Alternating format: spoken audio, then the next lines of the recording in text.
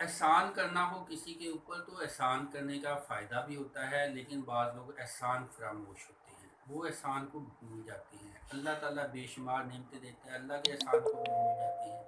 मसलन एक आदमी था, उसने एक बिच्छू था, उसको पानी में वो पानी में गिरा हुआ, उसको बाहर निकालने की कोशिश की। अब उसने डंग मार दिया, फिर दोबारा वो गिर गया, फिर निकालने की कोशिश, फिर डंग मार दिया, पानी में गिर जाता था। तो लिहाजा ऐसे इंसान भी होते हैं जो कि सांप और बिच्छू की शक्ल में होते हैं। आपने अगर उनके ऊपर एहसान करना है तो खुद को बचा के उनके ऊपर एहसान करें।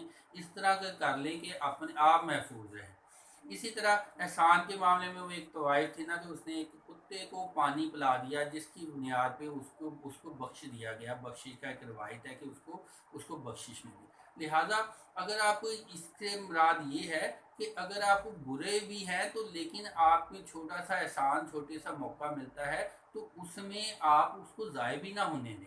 हाँ, ये देख लें कि जो कुत्ता है वो बावला तो नहीं है, वो कहीं आपको काट तो नहीं लेगा। खुद को बचा के अपनी जो है दूसरों के ऊपर एहसान करें, ताकि आपको लेने के देने ना पड़ जाएं। और ये भी जहन में रखें कि लोग एहसान फरामोश होते हैं। किसी को आपने डंडा पकड़ाया, उसने उल्टा आपके ऊपर ही हमला कर दिया। वो बंदर के हाथ में बंदूक आई तो उसने जो है वह, या उसके हाथ में माचिस आई तो उसने घर को ही आग लगा दी। तो इस तरह से आपने एहसास करना है कि अपने आप को बचाना है। Wish you all very good luck. दुआओं में याद रखिएगा।